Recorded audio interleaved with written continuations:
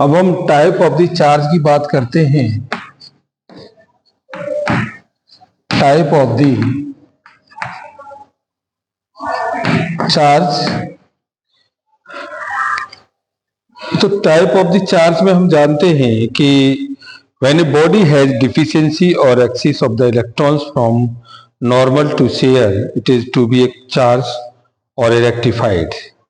तो ये सिल्क और ग्लास रॉड के बीच में हम देखते हैं, silk has a negative charge और glass rod has a positive charge. तो the charge are not created by the rubbing action, there is a nearly transfer of the electron from one body to another. Electron are transferred from glass to rod to silk due to rubbing, because we now do work, external work. Thus, law of conservation of energy. The mass of negatively charged silk will increase and that of the glass rod will be decreased.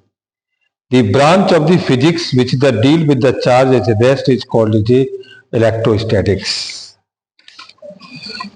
Charge की प्रॉपर्टियां maintain होती हैं।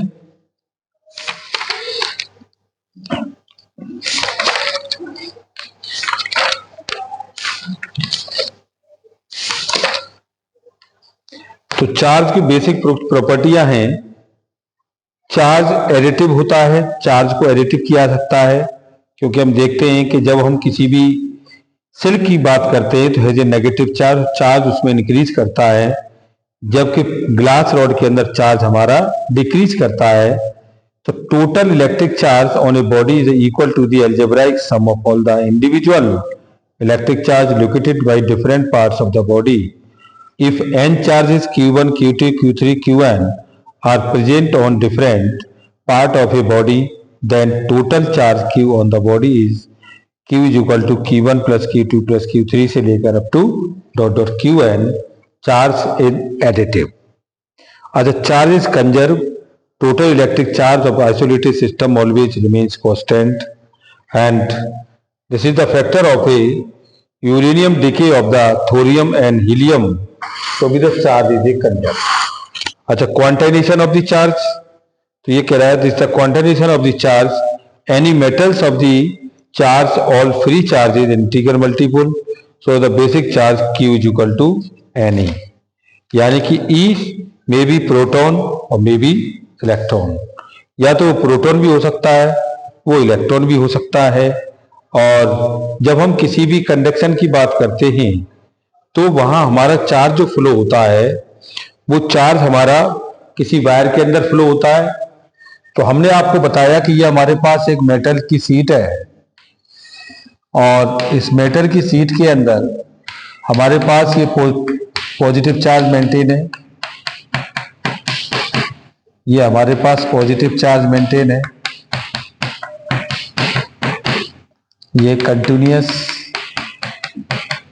ये charge हमारे पास maintain है।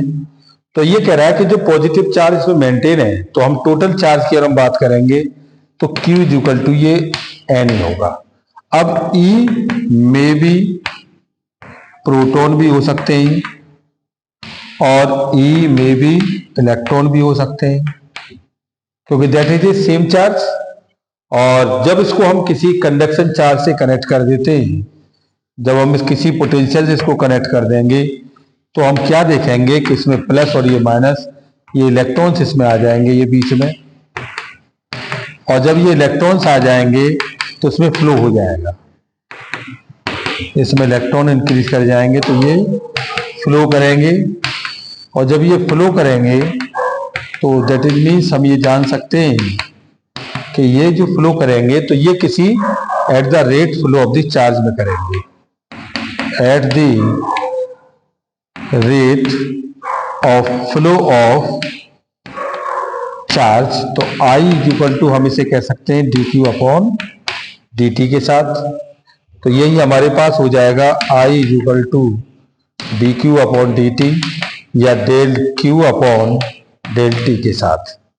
तो यानी कि जो हमारे पास चार्ज फ्लो होता है ये भी हमारा क्वांटाइजेशन ऑफ चार्ज में डिफाइन है, और इसको हम अगर कन्वर्ट करते हैं तो ये हमारे पास जो वैल्यू आती है तो ये Q, तो ये I इक्वल टू हम इसके Q अपॉन T भी कह सकते हैं, that is or number of electron n is equal to I into t के साथ।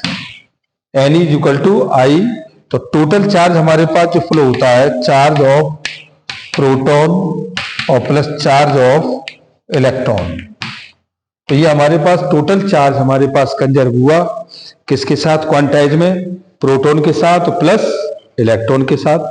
और इसको हम मैनेज करेंगे, तो मैंने आपको बताया ही था कि ये Q is equal two plus के NE N1 और ये N2 माइनस ई के साथ, और ये हमारे पास है टोटल चार्ज की वैल्यू, और टोटल चार्ज के साथ हम डिफाइन करेंगे तो Q इज इक्वल टू कितना होता है, NE के साथ, Q is equal to NE के साथ, और हम यहाँ N निकाल लेंगे, तो N हमारे पास कितना आ जाएगा, ये N आ जाएगा 1 कूलाम चार्ज के लिए, तो 1 कूलाम चार्ज अपॉन 1.6 इंटू 10 की पावर माइनस के 19।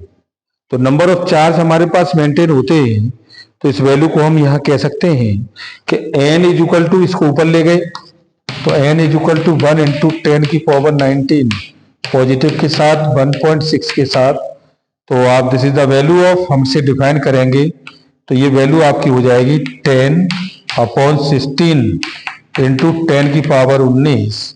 तो we can calculate this the value 0.125।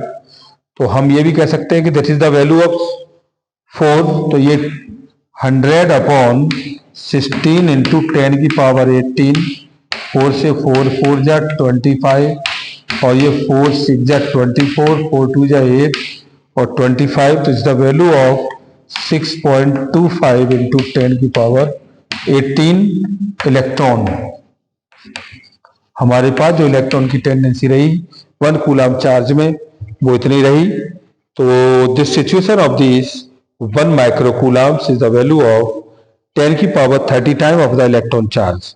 तो हम ये कह सकते हैं कि N is equal to 1 upon 16 into 10 की power 13 electrons are present in the 1 coulomb micro coulomb. This is the value of 1 coulomb in condition of this 1 micro coulomb in 10 की power minus 6, और 10 की power minus 6 is the value of 10 की power 12। तो we can define this the value is the 10 की power 1 upon 16, तो this the value of 16, तो 6.25 into 10 की power ये 13 times of electron।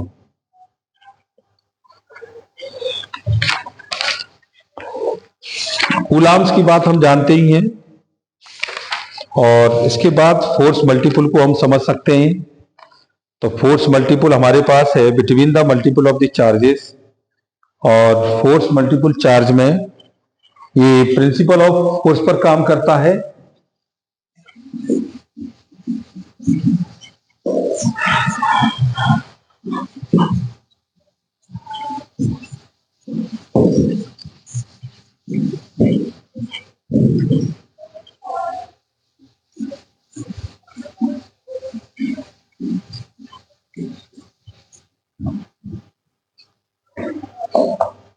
Force between multiple charges।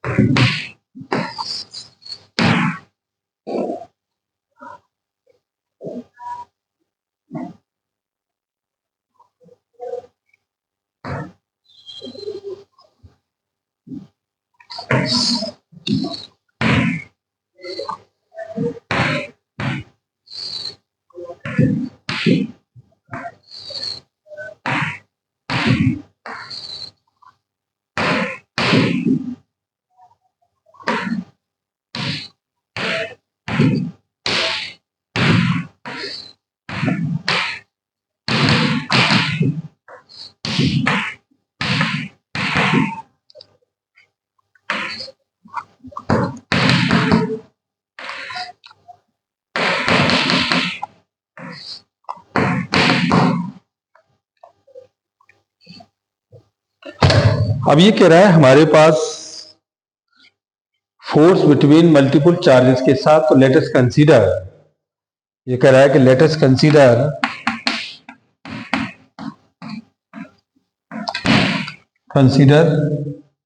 Charges of Q1, Q2, Q3, Q4, Q5 up to dot dot Qn, and position R1, R2, R3, R4, R5 up to dot dot Rn. We applied of the force, we applied of force a test charges,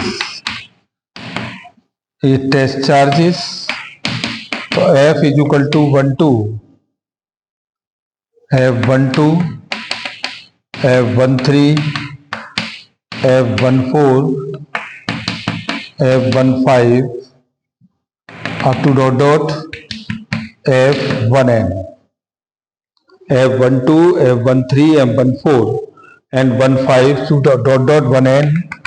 So we can define this is the force of F12 is equal to 1 upon 4 pi की epsilon, और ये Q1 Q2 upon R12 unit vector 12 के साथ का square, and 13 is equal to 1 upon 4 pi की epsilon Q1 Q3 upon R13 का square और 13 का यूनिट वेक्टर, और ये 14 is equal to 1 upon 4 pi की epsilon Q1 Q4 upon R14 का स्क्वायर और ये 14 का unit vector up to dot dot. सभी को हम एडिटिव किया तो resultant of the force F1 is equal to F12, F13, F14 plus F15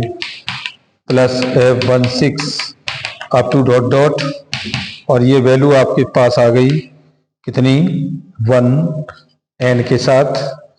तो ये वैल्यू हमारे पास आती है F1 is equal to 1 upon 4 pi की epsilon Q1 into Q2 upon R12 का स्क्वायर और 12 का unit vector, Q3 upon R13 का स्क्वायर 13 का यूनिट वेक्टर और Q4 अपॉन R14 का स्क्वायर और ये 14 का unit vector up to dot dot Qn upon R1n का वेक्टर का स्क्वायर एंड 1n का यूनिट वेक्टर।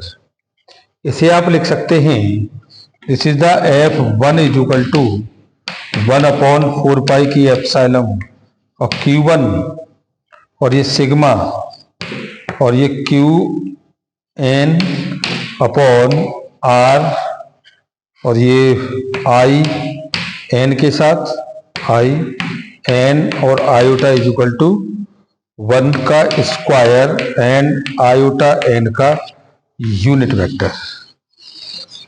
आप ये भी लगा सकते हैं इसमें।